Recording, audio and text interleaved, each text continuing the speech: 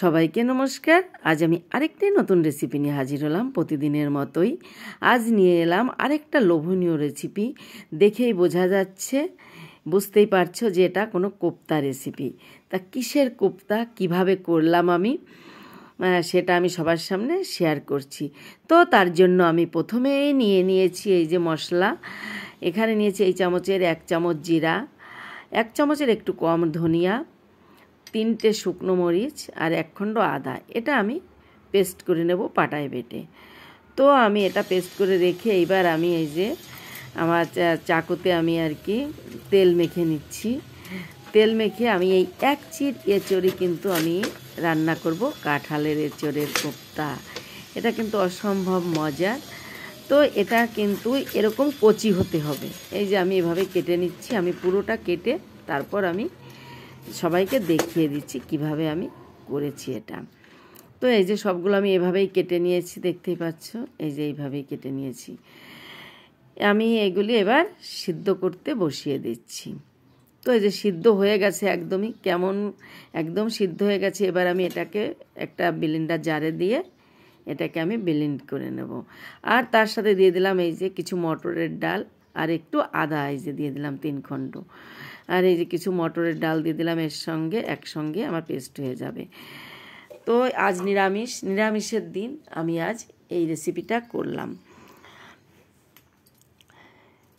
এবার দিয়ে দিলাম 2টো কাঁচামরিচ, দিয়ে আমি এবার এটাকে ব্লেন্ড করে নিচ্ছি। তো নিয়ে ওটা রেখে দিয়ে এবার আমি এর মধ্যে একটু চিনি আর একটু লবণ নিয়েছি। নিয়ে আমি এবার ছানাটাকে মেখে নিচ্ছি খুব সুন্দর করে। ছানা দিয়ে এঁচড় কোপ্তা রান্না করবো। এটা কিন্তু অসম্ভব মজার একটা খেতে রেসিপি। তোমরা না করলে দ্রুত ঝটপট এটা করে খেয়ে দেখো। না খেলে কিন্তু মিস করবে, আমি বললাম। এটা খেতে কিন্তু অসম্ভব লোভনীয় হয়েছিল। আমরা রুটি, লুচি, পরোটা যে কোনো জিনিস দিয়ে খেতে পারি। আর এর মধ্যে দিয়ে দিচ্ছি সামান্য একটু ভাজা মশলার গুঁড়ো। আমি কিন্তু মশলা তেমন কোনো কিছু অ্যাড করছি না। দেখো সিম্পলি কত সুন্দর রান্না হয়। কড়াই বসিয়ে দিয়েছি, তেল গরম হয়ে গেছে, তার মধ্যে কিছু কালো জিরা ফোড়ন দিয়ে দিলাম, দেখতেই পেলে। এবার আমি দিয়ে দিচ্ছি সেই এঁচড়ের সেই পেস্টটা। এটাকে আমি এবার একটু জাল করে নেব, খুব সুন্দর করে ভেজে নেব আর কি। দিয়ে দিলাম স্বাদ মতো লবণ আর একটু চিনি। এবার দিয়ে দিচ্ছি একটু হলুদ। এবার এটাকে আমি খুব ভালো করে ভেজে নেব, কিন্তু একটা ডোরে পরিণত করে নেব। তোমরা দেখতে থাকো, সাথে থাকো। যদি ভালো লাগে, নতুন বন্ধু হলে চ্যানেলটি সাবস্ক্রাইব করে চ্যানেলটির সাথে থাকবে, আর সাথে থাকা বেল আইকনটি অন করবে। এমন নতুন নতুন রেসিপি পেয়ে যাবে। এর মধ্যে কিন্তু আমি দিয়ে দিলাম একটু জিরার গুঁড়ো দিয়ে দিলাম 1 চামচ। এইবার এই যে আমার ডোরটা একদমই পারফেক্টলি হয়ে গেছে, দেখতে পাচ্ছ কড়াই ছেড়ে দিচ্ছে। আমি নামিয়ে এই যে একটা থালের উপর রেখেছি।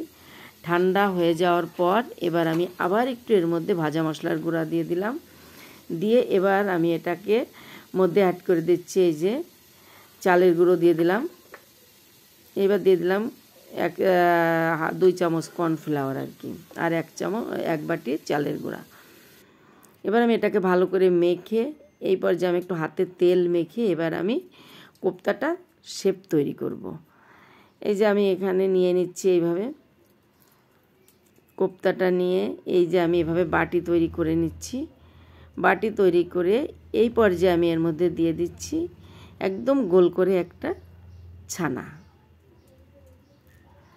এটা কিন্তু অসম্ভব মজার। ভালো লাগলে লাইক, কমেন্ট, শেয়ার দিতে ভুলো না। অবশ্যই কমেন্ট করে জানাবে যে রেসিপিটা কেমন হয়েছে, তোমরা করে খাবে। এই শেপ আমি দিয়ে নিচ্ছি কোপ্তা, তোমরা যে শেপ দিতে চাও দেবে, আমি এই শেপ করে নিচ্ছি। এইভাবে আমি সবগুলো কোপ্তা করে নিচ্ছি। আর একটা বাটি করে আমি দেখিয়ে দিচ্ছি এইভাবেই। তো এই যে সবগুলো কোপ্তা আমার রেডি হয়ে গেছে। এই পর্যায়ে তেল দিয়ে দিয়েছি, আমি এবার ভেজে নেব কোপ্তাগুলো। এই যে একে একে কোপ্তা আমি কিন্তু অল্প অল্প করে কোপ্তা দিয়ে ভেজে নিচ্ছি। এখন এই কয়টা ভেজে নিচ্ছি, আবার পরে আর কয়টা দিয়ে ভেজে নেব। 1 পিঠ হয়ে গেছে, আর 1 পিঠ হয়ে গেলে আমি নামিয়ে নেব। এই যে একদমই ভাজা পারফেক্টলি হয়ে গেছে, দেখতেই পাচ্ছ, কালার দেখলে বোঝা যাচ্ছে। এবার আমি এটাকে নামিয়ে নিচ্ছি। নামিয়ে নিয়ে এবার আমি কড়াই বসিয়ে দিয়েছি। কড়াইতে মানে সেই তেলের মধ্যে আমি এবার কিছু জিরা ফোড়ন দিয়ে দিলাম, 2টা তেজপাতা, আর দিয়ে দিচ্ছি শুকনো মরিচ আর কিছু দারচিনি আর মানে লবঙ্গ। এবার এর মধ্যে দিয়ে দিলাম আমার সেই মশলার পেস্টটা, ধনিয়া, জিরা, আদা, শুকনো মরিচের পেস্ট। এবার মশলাটা কষিয়ে নেওয়ার পর আমি দিয়ে দিলাম হাফ কাপের মতো নারকেল পেস্ট। নারকেলের পেস্টটা সবসময় আমি একটু পরে দিয়ে একটু জল দিয়ে দিলাম, দিয়ে এবার আবার মশলাটাকে ভালো করে কষিয়ে নেব। এই পর্যায়ে আমি এর মধ্যে দিয়ে দিচ্ছি এবার পোস্তর দানার পেস্ট। এই যে 1 চামচ পোস্ত দানার পেস্ট দিয়ে দিলাম। পোস্ত দানাটা দেওয়াতে অনেক গুণে স্বাদে বেড়ে যাবে। আর দিয়ে দিলাম এই মশলার মধ্যে একটু হলুদ দিলে মানে কালারটা একটু ভালো আসবে, তার জন্য। কষিয়ে নেওয়ার পর এই পর্যায়ে দিয়ে দিলাম টমেটোটা ফ্রিজে ছিল যার জন্য একটু নরম হয়ে গেছে, এটাও কিন্তু আমার গাছের টমেটো। দিয়ে দিলাম আলুগুলি দিয়ে এবার আরেকটু ভালো করে কষিয়ে নেব আমি।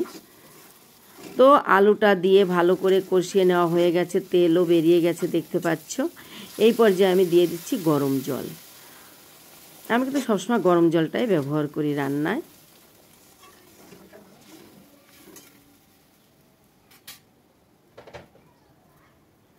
এইবার এই পর্যায়ে আমি দিয়ে দিচ্ছি হলুদের গুঁড়ো, আবার ঝোলের জন্য লবণ স্বাদ মতো, 4টে কাঁচামরিচ দিয়ে দিলাম। ঝাল যে যেমন খাবে তেমন দেবে। তো আমি এইবার এই পর্যায়ের মধ্যে দিয়ে দিলাম একটু চিনিটা স্বাদ মতো দেবে। চিনিটা না দিলে কিন্তু নিরামিষ তরকারি ভালো লাগে না খেতে। আমি সবসময় নিরামিষ তরকারিতে চিনিটা দিয়ে থাকি। এইবার দিয়ে দিলাম আমার কোপ্তাগুলি ভেজে রাখা। এবার আমি এটাকে ঢেকে দেব। তার আগে আমি এর মধ্যে দিয়ে দিচ্ছি একটু লিকুইড দুধ দিয়ে দিলাম, জাল করে রাখা দুধ। দেওয়ার পর আমি ঢেকে দিয়েছিলাম 5 মিনিট। 5 মিনিট পর দেখো একদম ফুলে কোপ্তাগুলি টই টম্বর হয়ে গেছে, একদম আমার শেষের পথে এটা। এই পর্যায়ে আমি দিয়ে দিচ্ছি এর মধ্যে এবার ঘি, 1 চামচ ঘি দিয়ে দিলাম। ঘি আর গরম মশলা দেওয়ার সঙ্গেই কিন্তু এর একটা ঘ্রাণ বেরিয়ে গেছে। এই গরম মশলা দিয়ে দিলাম, বেটে রেখেছিলাম আমি গরম মশলাটা। আমি সবসময় বাটা মশলাটাই ব্যবহার করে থাকি, তোমরা দেখেছো। ওয়াও, ঘ্রাণে একদম ময়। তোমরা একবার হলেও এভাবে ট্রাই করতে পারো। এবং আমার ভিডিওটা আসলে একটু বড় হয়ে গেছে, যার জন্য তবে আমি ছোট করার অনেক চেষ্টা করেছি কিন্তু পারিনি।